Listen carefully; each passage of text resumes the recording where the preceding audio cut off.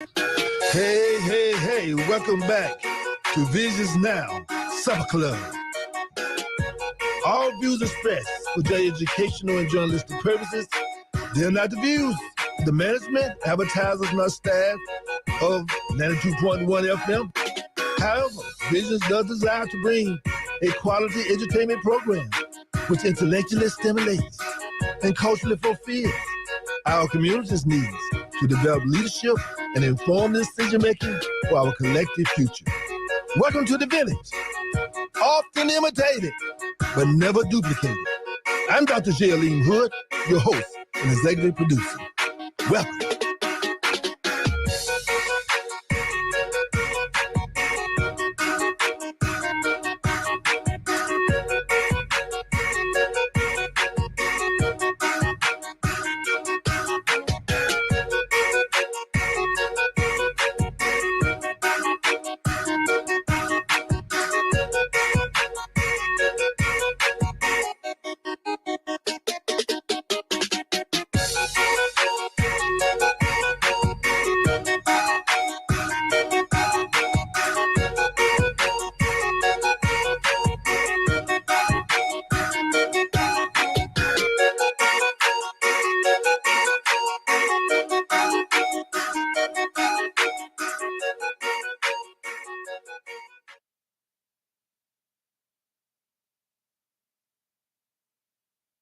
Yeah, straightening your hair kills the electromagnetic information that your body receives. Your hair is an antenna and communicates directly to your brain. And when you decrease its ability to pick up magnetism, electricity, you decrease in the vitality of your system. Hair is used to digest food. It's in your stomach and small and large intestines. It's in your ear. When you hear sound, it's a thing in your ear called a cochlea that has water in it, and the water shakes when you hear sound, and the shaking of the water shakes the hair and turns the sound into a chemical. Then you have hair in your eyes, which we call rods and cones, and that's how you see color in black and white. And the retina stimulates this rods and cones, and that's how you see by the hair. That's how you see, that's how you digest, that's how things work with hair. So you really don't want to do anything to your hair. When you're losing hair and your hair is brittle and all that stuff, you're losing hair everywhere. It's a big problem there. So what I'm talking about is people are thinking that you think that when you see me, that you see me, but you don't.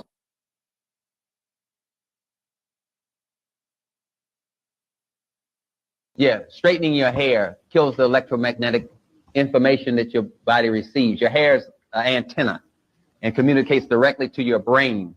And when you decrease its ability to pick up magnetism, electricity, you decrease in the vitality of your system. Hair is used to digest food. It's in your stomach and small and large intestines. It's in your ear.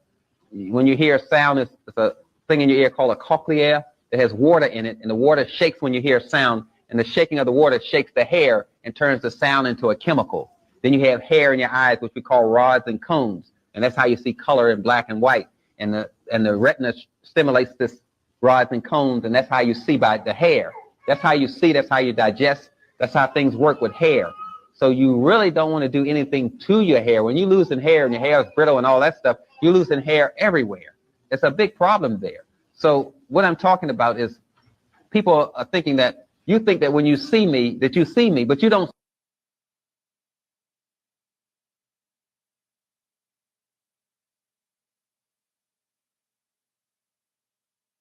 Beautiful. If you look at people that's a part of the air, they're very great thinkers. You look at people that's a part of the water, they're very emotional. They use their energy and motion. The whole thing is to set your intentions and use it in a ma'at or a balanced way, because a lot of people use the element unawarely bad because they haven't been taught these things in school, because in school we are learning lies and learning how to, serve the one percenters and learning how to become consumers and work in cubicles and being away from the sun. So when you go to school, they take true education from you and give you and feed you a false reality, so you can't tap into the things that's naturally already endowed in you.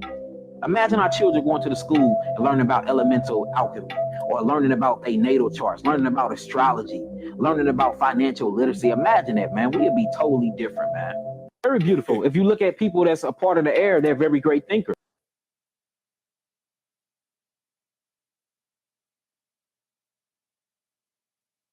African Americans don't get sick because they eat meat. They get sick because they've been trained to live in delusion.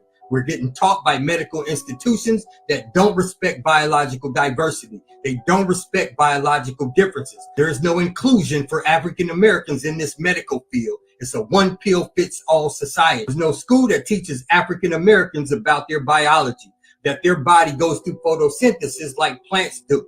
And Europeans and Asians are like mushrooms. They seek nitrogen and ammonia. So we live in delusion. We have to pretend that our EU melanin is the same as their pheomelanin. We have to pretend that our relationship with the sun is the exact same relationship they have with the sun. We have to stop pretending that we're all the same. We have biological differences and we have to honor them in order for us to be healthy.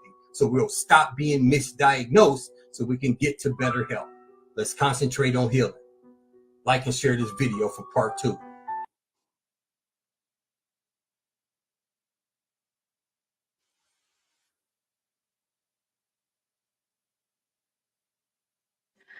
So I believe the reason why most women believe they are not average because we have now created the ability to where average women can turn into top-notch women. Let me explain. Between makeup, wigs, hair extensions, filters, body enhancements, any unattractive woman can turn herself into an attractive woman, whether permanent or temporarily. We have the ability to change our look. And because we have the ability to change our look, we think that we are more attractive than we actually are, when really your attraction is mainly based on how you look naturally, right? Because eventually that person's going to have to see what you look like without all of those things on. And regardless of what you put on externally, it's going to come through your kids' DNA. So I believe the reason why most women believe they are not average because we have now created the ability to where average women can turn into top-notch.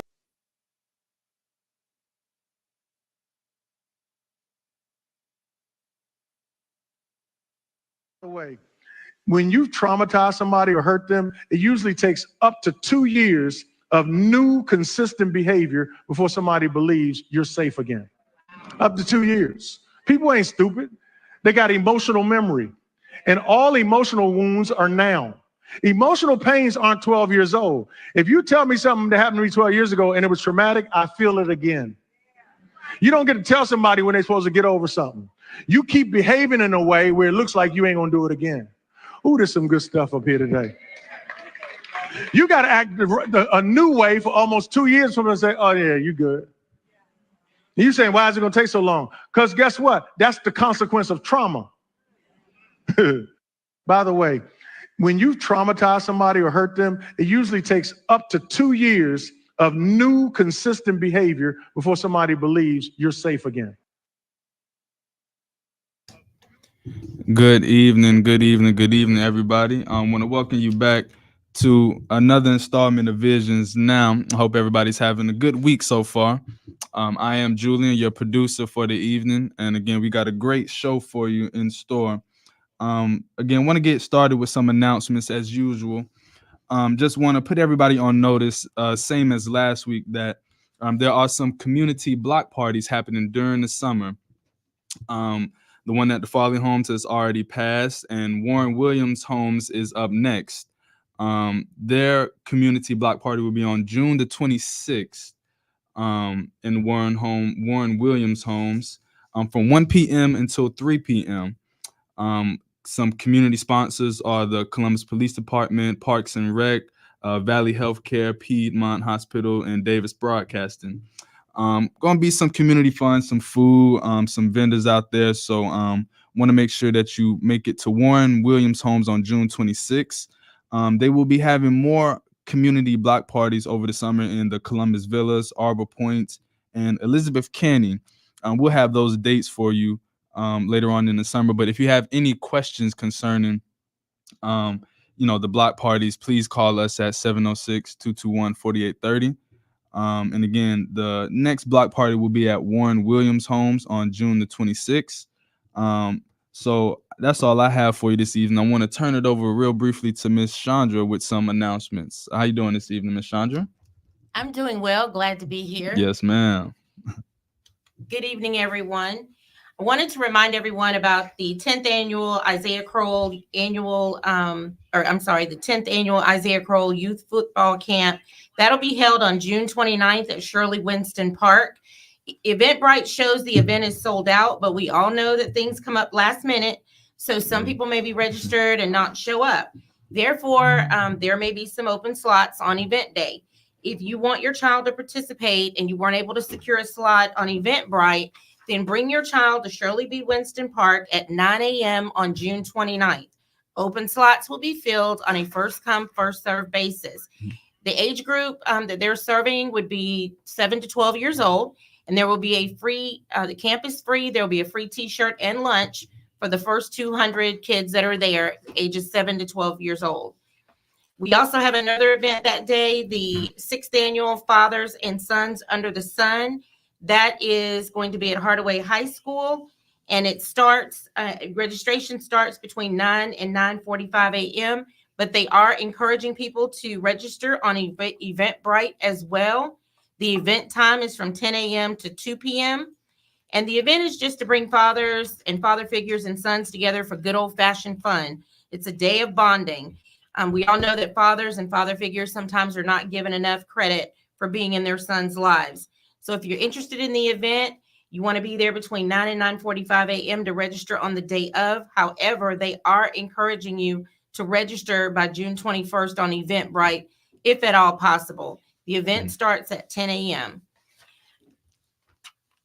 Adding to what was said earlier about the block party that's held by Columbus Parks and Recs at Warren Williams Homes on June 26th, remember that it's from 1 to 3 p.m. There are going to be subsequent events in other locations later in July, but we also want you to know that the New Era Columbus Coalition and Morehouse School of Medicine will be present at those events as well. There is one coming up on July 10th at Columbus Villas. There's one July 17th, Arbor Point 1 and 2 and EJ Knight. July 24th will be Elizabeth Canty Homes. July 31st, Wilson Homes. All of the events are from 1 to 3 p.m., and we strongly urge your participation. There's also a stock market game investing boot camp. This is the first time they've ever done this. It's free family fun investing competition for the summer. It opens doors to conversations on money, budgeting, setting long-term and short-term goals, as well as investing. It also prevents summer learning loss because it engages the children in critical thinking, graphical analysis, numeracy, and financial terms, and vocabulary building. There will be participation certificates and amazing cash prizes. Register today. You register at S as in Sam, M as in Mary, G as in George, .stockmarketgame.org. Again, that's SMG for stockmarketgame.stockmarketgame.org to register. Make sure you select teach students or others if you want to receive more than one investment portfolio, because once you've registered, you will receive your investment portfolio along with step-by-step instructions via email. So this sounds like it's going to be a fun summer for the kids as well as the parents. Definitely does. We ask that everyone get out in the community and participate in these events and just have fun. Absolutely. On Doc, how you doing? Fine, all right? fine. How's everybody doing? Yes. A lot of things going on, Absolutely. and of course, you know, with New Era Coalition, Columbus, Georgia, and of course, we're here all about all for one and one for all. Absolutely. You know, I hear all the time, too often, I guess, that somehow people think they lose their identity as being a part of a coalition. Well, my thing is this: if I lose my identity being a part of a coalition and solve this gun problem and solve this deterioration problem and conflict in our neighborhoods, I don't need no identity. I don't need to get no credit. And I pray that all of us will have the spirit that we don't care who gets credit. We just want to stop the killing. We want to stop the slaughter of our young people against each other. Yes, sir. And so what the activities that you hear, they're here. You might not be able to make them all, but try to come out and make those that you can, because we're saying that expose your children. Parents, don't just send the children. Now, I do notice it's probably going to be a little warm. I mean Chandri. Right. So you know, we might have a little of our special Black Wall Street water. Yes, sir. Just in case people might need a little refreshment there. But come out and meet some of our representatives there in generally the New Era Coalition. And of course, I also like to say that next Wednesday, New Era Coalition and yours truly, we're making a presentation at Antioch Baptist Church up in East Highland. And Pastor Smalls of the Interdenominational Ministerial Alliance has invited us to come out and talk to representatives from Antioch and their community. And we look forward to doing it. So come on out, be with us, and let us know what you want for the area. I tell you again, you live in East Highland. So East High, I want to tell you, I had a great time. I mean, Yes, it was a community and a family reunion for me. Yes, sir. I met cousins that I hadn't met before. I met cousins that I had met before. And because we all share their common roots. Now I got some cousins up there in Bearwood too. So yes, when Bearwood turn come up, I see over there too. Yes, sir. So I got some Bearwood in me too. So Bearwood, East Highland, Doug. We know when you come online, like I got you too, because I got deep roots down there too. So in other words, we're just trying to say that it's time for us to come together as a community and understand. Absolutely. Sometimes we might be killing our own cousins, our own bloodline. I mean, we just got to stop this madness. So again, I'd like to thank all the participating organizations who are working together. And that's the thing about it. And let me tell you this, it just not make sense to me to promote people who don't want to promote unity in our community. Now, I know you don't say, well, it ain't that serious. Yes, it is that serious. I mean, I don't know how much more killing and how much more terror and it getting younger and younger. What about those children out there that I don't know what allegedly drowned that boy? I mean, 10, 9, 10, 11. Listen, where does that kind of heart and soul come from a child? Yes, so those of you out there who talking about you got your own way of doing things, that means that you ain't doing nothing and you ain't gonna do nothing. I'm just sorry. And I got to think about the naked truth. We can't stand the naked truth, and that's one of the reasons why we do what we do, because our children are suffering. Absolutely. And the reason they're suffering is because we adults have lost our mind, and the children have to defend themselves because the adults have lost their mind. The adults can't get along. Mom and dad, they had the children together, but now they can't get along to raise the children up. Okay, neighbors can't get along. Cousins, we in a bad way, and we're going to have to do something about that. There's no doubt about it. So again, I always like to thank Ms. Chandra E. for being here with us, and of course, we're still awaiting the grand opening. Is there a grand opening date yet for the house? We ended up having to shift it from July 1st to July 15th. Okay. For our community partners to come through and tour the facility. Okay. So they can see what services they'll receive and what the facility looks like when they're referring people there. Right. And by the way, I want Elizabeth Canty and Father Home to look forward to some very, very exciting things. We got some basketball flavor for all ages coming. We're gonna be a lot of fun to bring the community together, to love on each other, and show our children how to come together as a community. They're a community. So nobody in any community or neighborhood should be killing each other. You're supposed to be helping each other. So again, something is wrong. We're gonna have to fix it. And the children can't fix themselves. The adults are gonna have to fix the children, but the adults got to get fixed first. And those who consider themselves to be leaders, we pray for your heart and your soul to join us in this coalition. Also, I have to give a big shout out to my dear brother, Travis Chambers. And of course, he will be our representative citywide.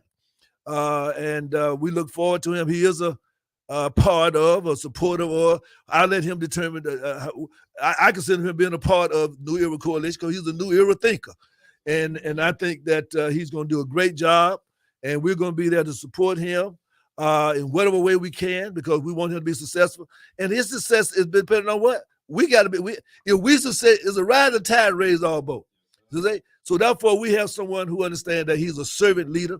He understands that he's not going there to massage and ego trip he's going there to represent the interests of the community and the people. And he did visit with us throughout our journey around Columbus, looking and listening to the people. He was there in the audience, listening and taking notes. And so again, I just thank God that he has an opportunity to show the type of leadership that he has been putting forth in Columbus for a long time. So, but we hope to have him on perhaps before he actually, I don't know when he's going to take the seat. Do you know? Okay, but hopefully we'll have him on. It's immediately because okay. he won. He had to fill, both of them, filling the vacancy, the term. Right. I think you know what, it expires at the end of the year, and I think the new one starts January 1st. Okay. So we hope to have him come on, at least say hello and thank the New Era Coalition and the people's. He's the people's counselor now. He's the people's counselor. So and to and again we hope a victory lap because this is very, very critical, and hopefully it's a turning point and a message to others is that it's time for you to represent the people and not the politicians. Okay, it's that time. So today I want to also say that we have a very, very special guest coming on after our break. And this sister, I've been knowing her a long, long time. We both graduates of Wayne State University, and of course of the movement of that era. Because I was blessed to I guess it's something about it was a blessing to be a part of the leadership of the 70s in Detroit. And of course, at that time, Wayne State University was the preeminent Black student organization, Association of Black Students in the country. So people from all over the country would call us when they got ready to organize, initiatives advocating for more Black faculty members at colleges and more Black students coming in. And Columbus State University, we looking at you real close. We want some more Black professors up there. Yes, sir. And we want Black organizations up there. We want y'all to step up and help Columbus State not be the rebels. They got the Cougar as a name, but they still acting like rebels up there. And we want to make sure that you understand that we got our eye on you. We just got some fries and fish out here in these streets right now, but we ain't forgot about you. And we want our business people also in our neighborhoods, these grocery stores and these service stations. We got our eye on you too. You're gonna have to become a part of it. You can't sit back and just take lottery money and don't invest nothing in the lives of these children. So we're coming to you too. Put the word out. This is a new day, new era. So we just trying to say to God be the glory. We got to save our children, and all hands on deck. Yes, let me just tell you a little bit about our guest coming up next after the break. And that is, like I said, Miss Nubia Kai Salam. And she has a novel. And she said this is a novel that breaks all the rules of novel writing, an exposition on the worldview and lifestyles of a Black revolutionary cultural nationalist from 1968 to 1990. The novel's content dictates a commensurate form filled with speeches, debates, lecture, anecdotes, long monologues, and solologues. There is no plot in this novel. It is set in Detroit during a period of intense political and social change as a result of the civil rights and Black liberation movement. Impact on Detroit's Black population, the Nation of Islam, the Republic of New Africa, the Dodge Revolutionary Union movement, the League of Revolutionary Black Workers, the Detroit branch of the Black Panther Party, Black Christian nationalists, all began in Detroit. We see the interaction of these organizations as well as the rich artistic environment of Motown, Detroit, jazz musicians, dance troupes, theater and visual arts professionals throughout the narrative of this novel. The novel revolves around a love story, romance, of a Black nationalist Muslim couple between 1968 to 1990, exploring their upbringing in Detroit, their marriages, children, divorces, involvement in Black revolutionary organizations and independent Black schools. The couples are professional jazz musicians who rediscover each other and marry in 1980. This massive 800-page historical novel, 800 pages, explicates African-American history and culture in the history of ancient Mexico, Cuba, and Ghana, and the Mali empires, and the protagonists travel to Mexico, Cuba, and West Africa. It reads like a soap opera as we see the characters evolve and becoming their own truest selves over time. It is not the author's intention to create a new novel form, but in following the stylistic flow of the narrative content, a different fictional form has emerged, an educational soap opera novel. Below are some questions that you will be hearing later on. And of course, that is Madam Sister Nubia Kai Salam will be coming in with us following the messages and paying a few bills. And again, you listen to Visions Now. Your supper club. Come in and enjoy some dessert and some fruit tonight. It's healthy meal right here. I'm Dr. J. Aleem Hood, your host and executive producer, and we're the one that been loving you too long to stop now. How would you like to go on a 5-star vacation for just $99? We're talking about the quality of a Westgate resort for $99. Not for one night, but for 3 fantastic nights at one of their luxurious destinations across the United States. And you'll even get a free $100 Visa gift card just for making a reservation. We've got some of the choicest destinations that you'll love in the United States that you can choose from for just $99 for a 3-night stay. Take your family, take a special loved one, but get away. Go on vacation with Westgate Resort. Call now to make a reservation for just $99, and you get a free $100 Visa gift card. Call Westgate right now and book your vacation. Here's the number: 800-489-6575. 800-489-6575. 800-489-6575. That's 800-489-6575. Welcome back to Visions Now, your supper club. I'm Dr. J. Aleem Hood, your host and executive producer, and today I have a very special feeling. I kind of get a little emotional because, like the brother was talking about in one of the reels, that if you had a traumatic event 15 years ago and someone bring it up, then you feel it right now. And so I share in a period in history of my development and my life, and I constantly was elated to always see Sister Nubia in her loud, quiet way of being around and being such a solid sister and being there as being a woman of the movement, and I'm just delighted today to have her to join me. Of course, I had George Adams Shakur and Keeney and others, Sister Blair, some years back. But again, Sister Nubia, Kai Salam. Assalamu alaikum. Walaikum salam. Walaikum salam. And thank you for the invitation. It's my thank pleasure. You for the invitation. I think it's overdue, no doubt about it.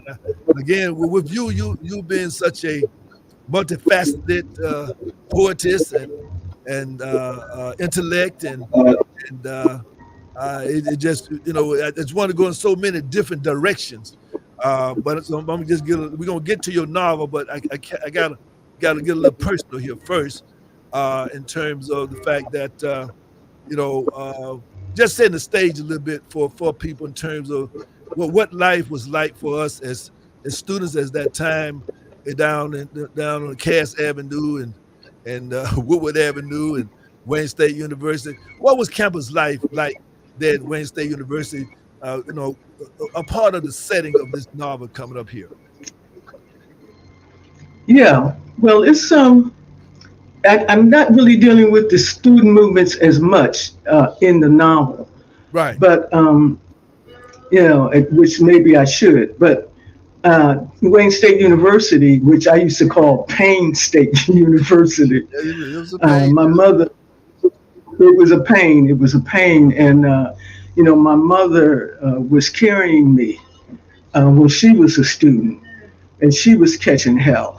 Right. Because she had she was studying to be a teacher, and then she went through the teacher, what do they call it, the teacher training, where they decide if they're going to, be a teacher or not. And of course, there were these very racist white women that she came up under, and they wouldn't allow her to be a teacher, even though she had gone through the 4 years. So, I mean, I'm in the womb, right, when all this is happening. So I'm saying it was a pain for my mother when she was carrying me, and it was equally a pain for me.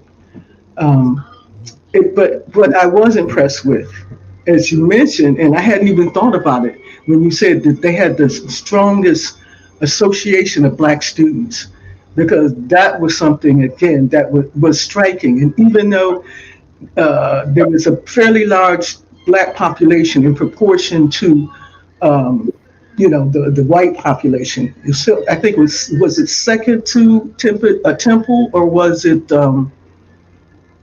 It might have been the first that had the largest black population of students at a predominantly white university. Right. I know that we known as being the strongest and the largest most influential Black Student Association in the country at that time. But we got calls by other student organizations. And I remember every day it seemed like there was constant activity going on. There was something happening. The Black on Black weekend, the Black on Blacks, weekend. Just every year. Right, and then the sisters with the beautiful African dresses. I mean, the big, huge froze. Right. That stands. Seeing all the people around.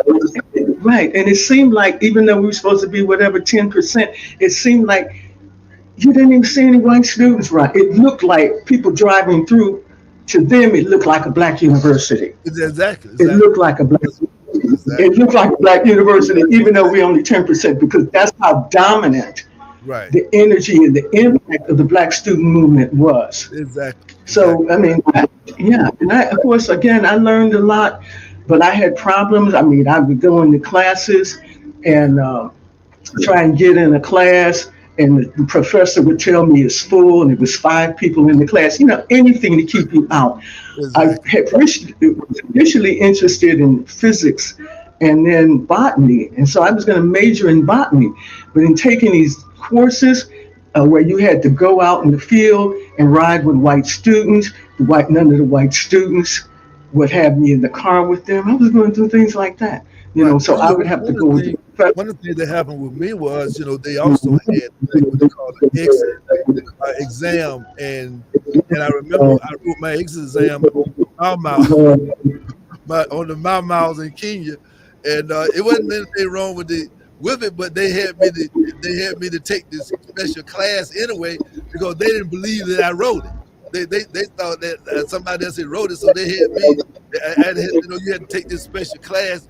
You finish all your classes, but in order to graduate, you had to take this exit thing. They had to write the paper, and so they had me to come and write some other papers because they didn't believe I wrote it on the Mau Mau. Okay, yeah, and that happened to me. That happened to me in high school. I almost didn't graduate from high school because of this racist white English teacher. I wrote a paper on what makes a painting great. And I'm looking at, of course, all European stuff because that's all we were exposed to at the time. But I'm looking at the Cubist movement and Impressionists and Expressionists. They couldn't believe I had written that, right?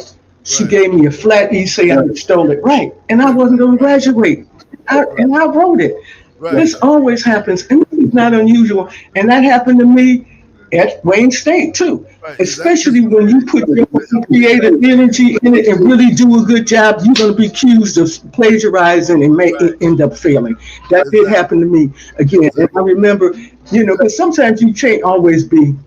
I'm not going to say, maybe borrow things, but the things that I really wrote was really me were the things that they were saying that I had, plagiarized.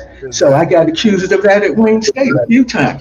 But I'm saying this is something too, I would say, that typically happens to writers. We know about August Wilson. Right. Same thing. He wrote this fabulous paper. He was in the high school or junior high school or something. And they said that he had plagiarized it. He just dropped out of school. Right. Exactly. And just continued to develop and teach himself, right? Self-taught, going to the libraries every day. Because he's living in Pittsburgh and not in Mississippi, so he was able to go to the libraries. Exactly. Do you remember the East Concept Theater? Concept, that was the Concept Theater? Yes, Concept East Theater was going strong at that time. Yeah, and so there was a lot of activity around that, around community theaters. We started having the Afro-American festivals. Down on the waterfront, and that man, that was some beautiful stuff from the very beginning. Yes. That was powerful. Exactly. That was powerful. I mean, it still continued through the African World Festival. That has still continued. Yeah, but yeah, so Coleman just Young some was mayor. Coleman, of course, that was a big around in Detroit because we all united, and around Coleman Young at that time they were trying to put somebody else in there, but the streets united. right. Put Coleman Young in there, and then of course that let them realize really that was really the coming of age of that unity in Detroit. And I think at that point, that's when they decided, well, we got to do something about this because we can't let this go on like this because we're going to use this international waterway and that type of thing. But I'm not going to keep you there. But there is one other thing I do want you to reflect on. Again, as I mentioned, I always remember, in a way, I mean, I guess everybody had their own personal, but I remember, your presence as a poet. And I remember when you initially were going to D.C., I guess to Howard, I guess it was, and everything. So just before we get into your novel, just talk to us a little bit about that journey, that experience as a professor there at Howard University in that period of time. Okay, I'm just not clear on the question. You want me to talk about my move to DC? Right. Why I moved? Right, and your time spent at Howard.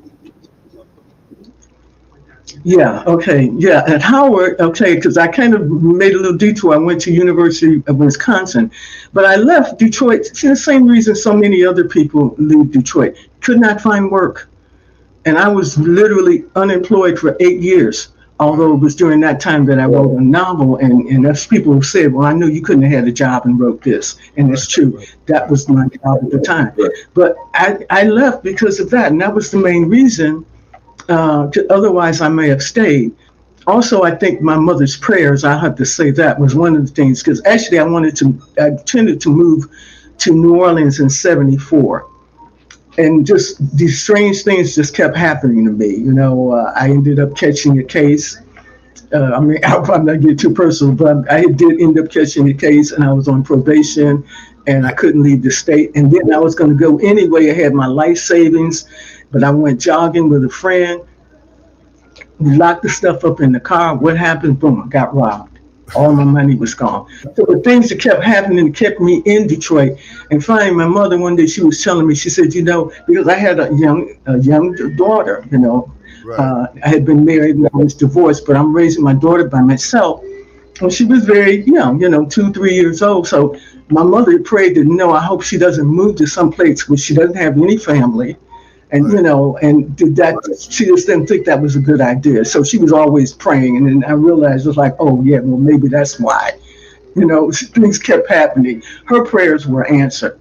But mine finally were, I guess, in 1989, when my daughter graduated from high school, that I decided to move. And I applied to come to Howard and was tending to go to Howard. What happened, George Bush Sr., was president then, and he got rid of the grant programs for graduate students, right? They had something like the Pell Grant for undergrads, but the grant that they had, I forgot the name of it, for grad students was canceled. So I come there and I did not want to take a loan out. So I didn't go to school right away. In 95, 97, I was able to get a fellowship to go to the University of Wisconsin. So I went to the University of Wisconsin and I got my master's degree in African language and literature. Then I came back to Howard.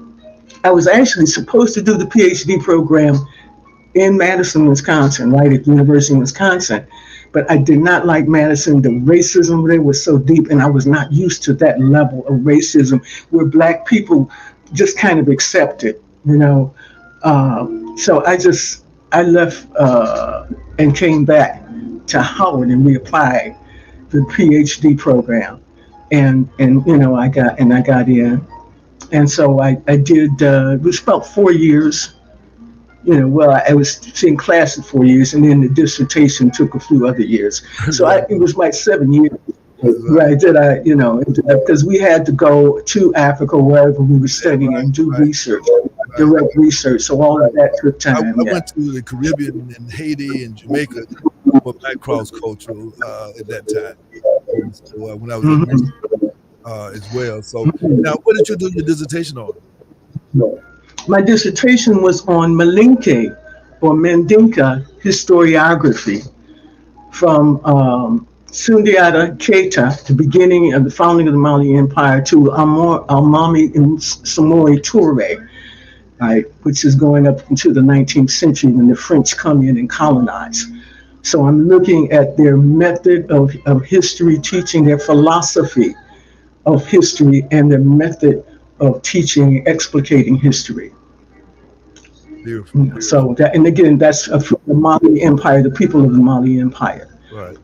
So that's my dissertation. Poetry is that you have That's done? I'm sorry, How many books of I didn't hear poetry? you. How many books have you A done? book of- Oh yeah. Well, I have 2 that are published, but I have about 4 collections of poetry that are unpublished. Right. So I have about 6 collections. I have a short story collection of short stories. I have one that was published of fables by Third World Press, Haki Matabuchi, Right. back in the 90s. And then I also have a novella. And I would say in the novel, major novel that I spent years working on the Maroon tradition in the United States. That's one that came out. I actually finished it in 1985, but I published it myself finally in 2016. Do So you have it's been out now for do you have about, any, yeah, for do about, you have any of your work on YouTube where people can go and search it out? yeah, well, I did lectures at the Library of Congress on the book I'm telling you about, the dissertation, which is published in a book form. I did lectures there that you can see on YouTube or through the Library of Congress. I've done a number of readings, for the novel that you can find on YouTube, and other panels of discussions and things. So yeah, I am on YouTube. Right. Do you have anything short that you do for us today? Well, you want me to? Yeah, I mean, you want something from what I'm working on now, or actually? I just want to hear you flow. Okay. Okay. I have something. I have to get it though. Right. I have to get. Hold on a minute. Okay. And we'll talk with Dr. Nubia Kai-Salam, and a long-time sister, Pan-Africanist sister who world traveled and studied, and of course, we know we come out of that period of the 70s when, you go to a party and you took a book. And people we exchanging books at a party. That was the way we did it, and everybody was circled up talking about the book. That was a party. That's kind of how we did it, among other things. But it was the beauty of that time. Now, of those questions there, I know I shared with you.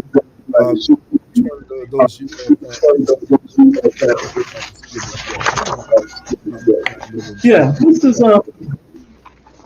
I have a collection of poetry on the blacks during the Civil War. It's called Jubilee. Okay. And it really happened as a result of kind of argument. The head of the Association of Study of African American Life and History was talking about how each generation of African Americans think they're better than the other, right? But he was saying to him the best generation was the generation that lived during the Civil War, the generation of African Americans lived during that time. And then he made a list of why. And I said, yeah, I hear this, right? And I started really studying, people living during that time, a lot of the heroes at that time, a lot of the activities, and it was a great time. I think that probably was the strongest of our generation because they were the ones that brought us from slavery to freedom. Right. And they were the ones with 72 that lost their lives, right, for our freedom. So anyway, this was a point. I've always been that generation because that generation gave us the Black Wall Street movement. They gave us black cities that were built right after the Emancipation Proclamation period. That we still, in other words, the economic foundation that they established, we still have not rivaled that. And that was right, and that's what it always been. With all the money and the wealth and the education we got, we still have not rivaled the economic and the community development efforts and heights that were attained at that time. I mean, it just, here we are today. We're barely working together. We can't open a store. And that time we had Wall Streets all over the country, bus lines, insurance companies, open up black collar. In other words, it's just amazing. And we're going to talk more and more about that as the weeks and months go on. We pray, just analyzing why on earth, with all the resources, we have all the resources, and yet still we think we're poor. But go right ahead, Nubia. Yeah. Oh, this is because of Juneteenth, right? Right. This is a poem I want to read around, the Civil War, and it's called The Good War. This is from the book that I said is called Jubilee, and it starts with a caption by Bishop Henry McNeil Turner. It is said that the very thought of being at liberty was so heart-gladdening that scores of colored people literally fell dead with joy. Bishop Henry McNeil Turner. It was not a question of union or disunion, of railroad trains or horse-pulled plows. Each means of harnessing labor brought wealth to the thieves of night, and the status of barons bought and paid in ostracism and jail time. It was the arc of a moral universe turned toward the sun, throwing its weight on the side of the boomerang, 100 years in the making, like the growth of a sycamore tree, the resilience of evergreens that never die, that spy on the armies moving north and south, east and west, never to rest until the chains break into iron splinters flying away in discarded winds, and all sins are absolved in the law of expiation. We are free now. We are exemplary. We are a force shaping the world that the world does not know, hid behind a mask of minstrelsy. But we see our dignity reflected in the mirror of God's heart. Long before the troops marched on the sites of servitude, long before quilts were hung over the Rantan line showing the way to the swamps, long before the road to glory was carved out of rabbits' feet, the stars dance round and round as if to signal the descent of sanctity in the pulse of war drums, an omen of a grand death festival like the slash and burn of a leprous field to purge and cleanse this terrible disease from the earth. Was it worth all the suffering? America's rivers turned red with blood, and the blood-soaked plains where only stinkweeds grow. Brother against sister, father against son, an ideology divide deeper than the Rift Valley, the Red Sea running through it, and a gaping wound that time does not heal. War is a whore who sells his body for money. War is a recidivist criminal spilling grief as nonchalantly as it pisses over a fence. War is a narcissist totally enamored with itself. War is misery delicately laced in landmines and detonating at every corner of a square's attitude. War is the wrecking ball of nations. But there are times rare as black pearls when war is benign, when it puts an end to the malignancy of the body politic and opens a path of healing, when it transforms human property into human promise. Ask the thousands that gathered for the Jubilee. Ask those that petitioned, protested, and begged to fight for a cause bigger than life. Ask the ghosts of those who dropped dead with joy in the streets when they learned they were forever free. Ask the 4 million unchained souls riding on a caravan of stars. They will say, this was a good war. This was a war the Lord directed on the backstage of heaven to be performed before gods and ancestors, angels and jinns, flora and fauna, and the people living who witnessed his signature stretched across the sky. So, thank you. That was in honor of Juneteenth, a poem there. Yes. Now, Yes. before we, like we do want to jump into your novel here, and question in reference to the movement of the novel and I guess the inspiration of it. Go ahead. You say the novel revolves around a love story. How is love presented in the context of the Black Revolution? Well, going back to the statement that Che Guevara made, that a revolutionary is mainly motivated, his main motivation is love. And this is what I think we found in a lot of the characters in the novel, and people who we knew, Jihad and I both knew, who were part of this revolutionary movement in Detroit. They were people who were just full of love. They were, some of them, again, selfless, indefatigable workers, just give you the shirt off your back. And then there was a lot of, and because, again, there was so much love, the love relationship between men and women was very intense at that time, too. And a lot of us, very communal. It was very intense. Very communal. And of course, it was, at the time, there's a sexual revolution. So, people are, doing different things, but, there was, of course, the polygamy and going back to, okay, well, we're going to go back to African culture.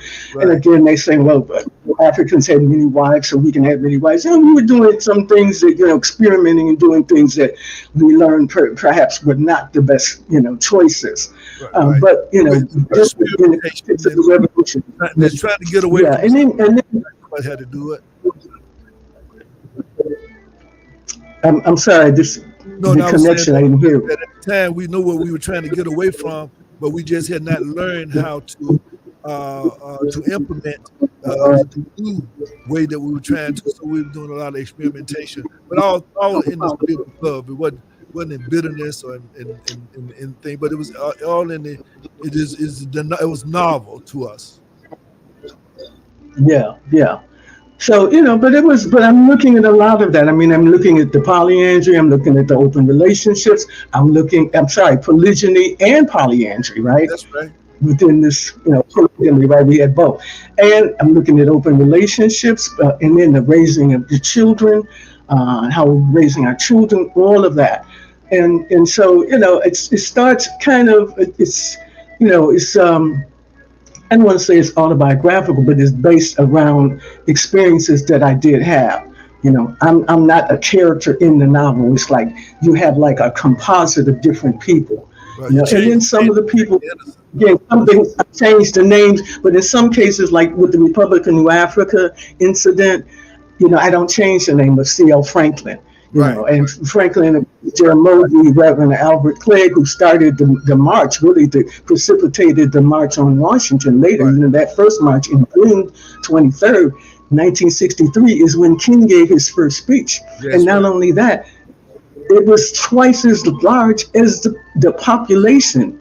The people that came out, it was twice as big as the March on Washington in August, but they would not give us the credit. They deflated the numbers to, they'll go for 125,000. Look, we were there. I was 14. My mother took me to that march, and it started down at the riverfront, took up the whole of Woodward Avenue and the two streets on the side of Woodward Avenue, and went all the way down to Chicago. How many miles is that? It's a lot of 3-4 miles. Right. That's at least 3.5 miles long with people packed. Right. Yeah. And then Martin Luther King, that's where he first gave the speech. And when Mahalia Jackson, when he gets to D.C. for the big march, right, which was not as big as the one in Detroit, though, right? Mahalia Jackson said, well, look, why don't you give the speech that you gave in Detroit? Right. So we have the dream, famous I Have a Dream. Yeah. And, it was a Motown. Berry Gordy recorded it. I had the recording. It was recorded by Berry Gordy, just like the Malcolm X speech was recorded by the Republic of New Africa. Right. Brother Gaidi and brother Mario Deli, right, exactly. The Henry brothers, who had slave names. So they had started the Republic of New Africa.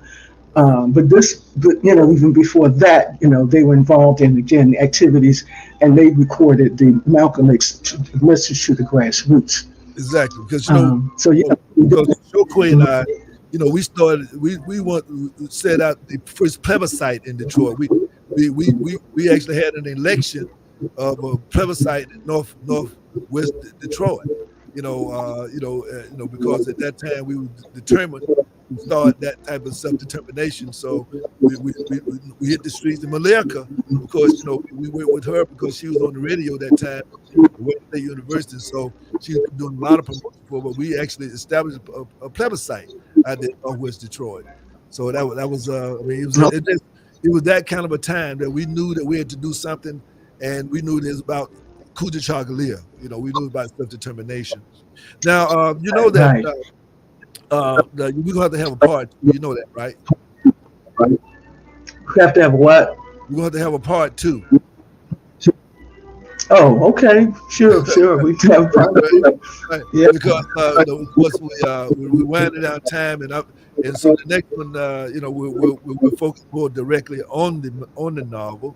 But I just want to, for the audience to feel your personality. I want them to know Nubia. I want you to know your vibration, and so that's why I want to have this more personalized conversation. So the next time when we talk about the novel, I think they can have a better sense of kind of what that birthed from, what kind of environment, what kind of womb did that novel come from. Mm-hmm. Yes, I'd be glad to. Yeah. Okay. I just want to say that the name Nubia, do have the name here, Nubia Kai. If you're going to go on YouTube, they need to use Nubia Kai and not Nubia Kai Salam, even though my full legal name is Nubia Kai Al-Nur Salam. What was happening when I first started getting published, I was being published under 4 different names. Oh. So that's why I said, look, I'm going to use Nubia Kai whenever I write and perform. Okay. So, and then it's my maiden name. That is my maiden name. And, I just kept my husband's name for legal reasons. But right. So if anybody should look it up. And that is, if you look for the book, it's under Nubia Kai. Okay. Any of my other books are on Amazon, yeah.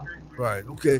And again, I can't say enough. And was there another thing, Julia, that you like to okay. Again, I just want you to get the spirit of this is the old Detroit spirit here. This is the spirit that we cut out TV. I know this is when I was coming into my manhood, and this is the environment. These are the type of people everywhere. This was our village. It was our village. I mean, this was our lifestyle, and again, we understood each other. These days, I mean, I guess we're kind of like relics, I guess, of an era, gone by era. But I think that it has been one of the best since that period that you talked about earlier.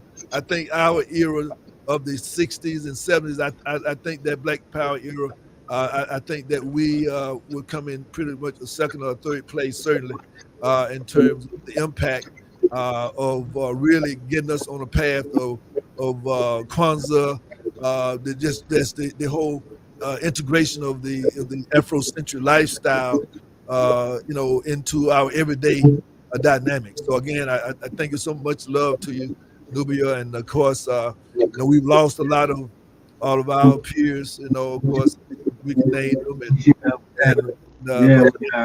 we're together here, and I pray that you to do what you're doing, and that you're a friend and you're part of our visionary village here as well. So, in the last word, do you like to share? I think you have about 2 minutes here. In the last words you'd like to share before we go? Well, I just want to, agree with you in saying about Detroit. Detroit itself was it was a big city, but it had a small town feel. It had a village feel because everybody knew everybody. As big as that city was, it seemed like everybody knew everybody there. That's right. And you talk about the terms of the impact that Detroit had internationally. When you think of Robert Williams, that's and right. that rebellion in Detroit in '67, and like you were talking about how the pushback, I think they had made a decision they were going to destroy Detroit after that '67 rebellion. Yeah. I look at Haiti, what happened to Haiti after the revolution, and I can see a parallel. right? Exactly. In terms of what happened in Detroit. Anytime people start cutting the water and all the laws, draconian laws they started making there. And again, because it was so powerful, the movement was so powerful, they had to really come down hard. Yeah, But yeah. I would like to talk more linked about the different movements like the League of Revolutionary Black Workers. Yes. Cultural impact of Motown, the impact that Motown had on the entire world. And Right. Broadside Press, Lotus Press, these were the first yes, press yeah. that published Ricky Giovanni, Sonia St. Cyr, so on. So anyway, I'd love to talk more about really the impact One thing about, let me say this, that that we're dealing with a coalition here we call the New Era Coalition, which is also a takeoff of a spirit in Detroit. And back in the day, we had Black United Front, we had coalition. And I find in being a dime these days, people don't really understand what it means to be a part of a coalition, and because that's really what made the difference. Because many of us were part of all those organizations. It was like, in other words, you were at least part of.